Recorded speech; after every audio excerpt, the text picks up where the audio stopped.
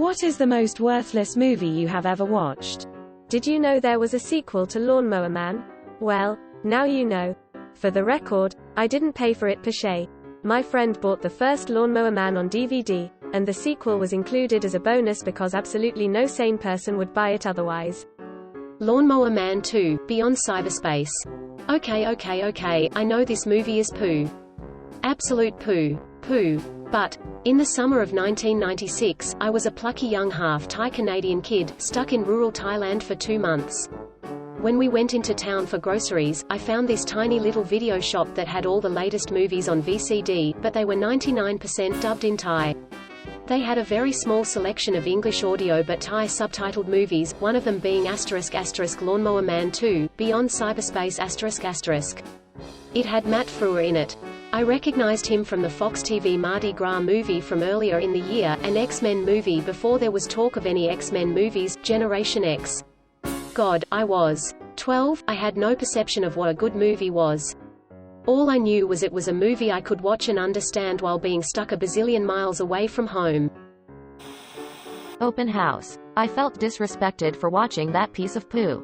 Was that the one where the mum and son moved to a ritzy home in the woods that was for sale? Titanic 2. Still sank? I don't know, didn't finish it. It was almost similar storyline. Without a doubt, Incubus. William Shatner, in the only movie ever filmed in Esperanto. As good as you'd expect based on those two facts alone. Wait, does Shatner speak Esperanto in it? The Artemis Fowl movie was awful. I loved the books as a kid and had such high hopes. The plot was changed so much it's barely the same story. My personal pet peeve with that movie is how they took the most badass moment of the book, Butler going medieval on a troll, and turned it into a wacky chase where the apex predator troll gets taken out by a chandelier. I'm reading the comment section and I'm happy to report I've never heard of 95% of these movies. Disaster Movie, 2008. Had a rare opportunity to visit with my dad and that was the movie we decided on. Should have gone to the park. We love most of the parody movies, but there wasn't a funny bit in it. Genuine waste of time, money. The 41-year-old virgin who knocked up Sarah Marshall and felt superbad about it. Why would you make a parody of comedies? Wait, that was its own movie? I saw the case for it when I worked at a used movie store and I just assumed it was a 3-film combo pack. Edit, 4 films. Forgot Knocked Up. My mum was guilted into buying a Christian-friendly movie from the church when I was a kid. It was called The Buttercream Gang. It was about a gang of do-gooders, they referred to themselves as buttercreamers.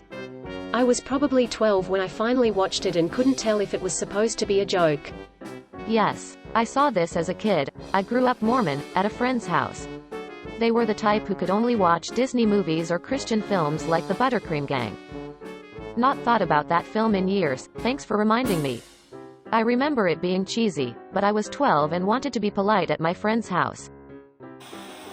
Ginger Dead Man. A friend and I, being fans of campy B-movie horror, thought we'd get our fix with this obviously bad on purpose film. We made it about 15 minutes in before we were in total agreement that it was completely unwatchable.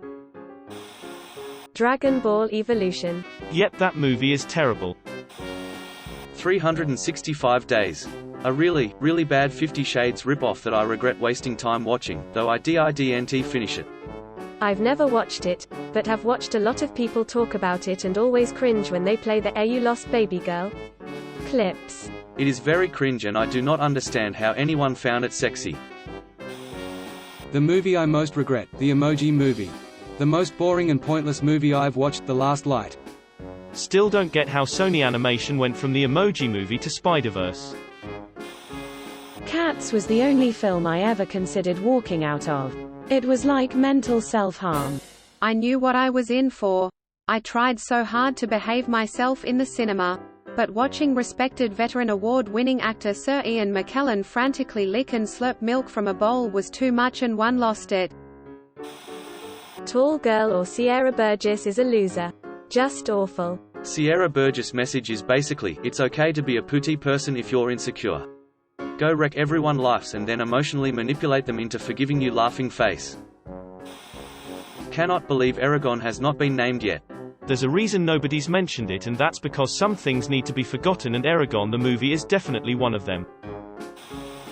Catwoman, the basketball scene alone. Holy poo. That movie is the room of superhero films. It's terrible, and everyone needs to see it. I don't think whoever wrote or directed Catwoman ever actually read a single comic book featuring the character. They just saw half of the 2002 Spider-Man film and went, let's do that but with cats or something.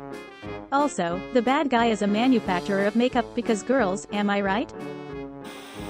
Son of the Mask. I saw it at the movies at age 12 with my mum and cousin. There was an obviously mentally handicapped man sitting in front of us just loudly guffawing the whole time. At the end, he turned around towards us and told us it was the best movie he had ever seen. A while back I downloaded it just to check if it could really be as bad as I remembered. It was, but that's not the point.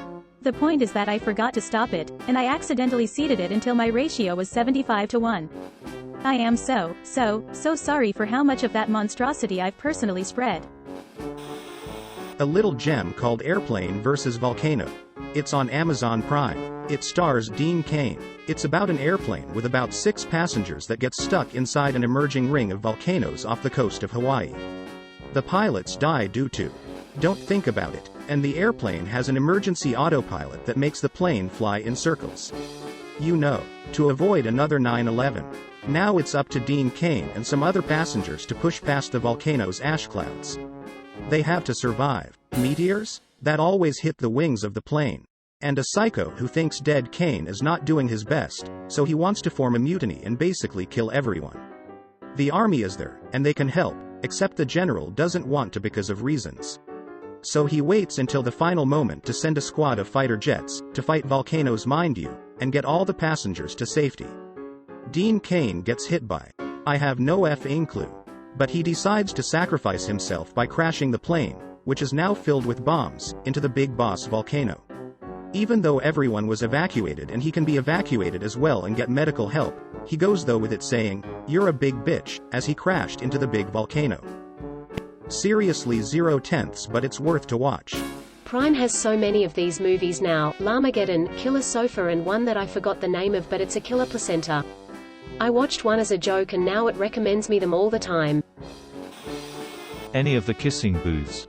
The booths didn't even kiss. The Last Airbender.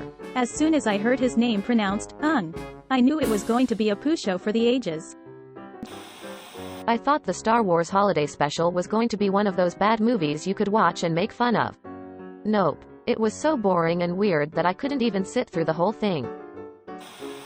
You guys are out here naming big-budget mainstream films, and I'm stuck with a mountain of no-budget slogfests to choose from, like Horrors of Spider Island, Curse of the Headless Horseman, and She Gods of Shark Reef. I don't make good life decisions. 50 Shades of Grey. I thought it would be so bad that it's funny. It was kind of funny for the first 10 to 15 minutes, but then it was just really boring and poorly made. Not outrageous enough to be entertaining, but bad enough to be frustrating. Jack and Jill. In one season of Survivor, the reward for winning one of the challenges was they all got to see an early screening of Jack and Jill and then pretend on camera they thought it was fantastic. A Good Day to Die Hard, Die Hard 5. I was like, let me see what all the hate is about, so I watched it. 15 minutes in and I'm bored of this movie. The Human Centipede 2. I feel bad that these were ever wrought into existence. At least shock movies like a Serbian film and Sallow try to make social commentary effectively. I don't even know WTF they are trying to convey in these three. After Earth. Jaden Smith has all the presence and charisma of a moldy dish sponge. Mulan 2020. What made me so mad about the remake was that by giving Mulan this surplus of chi that turns her into an amazing fighter, they completely ruined the moral, entire point of the original. Mulan gets her ass handed to her at first because she is a normal girl who has never had any combat training. She is exceptional because she refuses to give up, even when she's collapsing on a mountainside or being sent home by her commander. It's a testament of sheer will that she succeeds. In Mulan 2020, she starts out an exceptional fighter. Yes, she struggles against sexism, but that isn't the point. She starts out as skilled as the boys, if not better. By giving her this chi power that allows her to fly through the air and have almost supernaturally good fighting abilities, Mulan is no longer an every woman. She's a superhero and the gains she makes are no longer attainable to the audience. The point of Mulan is that any woman could be put in a position to keep up with men and be able to succeed. The remake trashes that and turns Mulan into the only woman who could fight like that, unless you count the evil witch, the only other example of a woman with power in the film, and thus succeed in that situation. Velocipasta. What? You heard correctly. Downsizing. I have never hated a movie more than that one, and I've seen Dragon Ball Evolution in effing theaters on opening day. That movie turns into a completely different movie halfway through. I was so confused and irritated by the switch that I actually finished the movie just to see if it would all make sense in the end. What a waste of a great premise. Thank you for watching. We upload new videos every day, so be sure to come back for more fun. Please consider liking and subscribing if you enjoyed the video.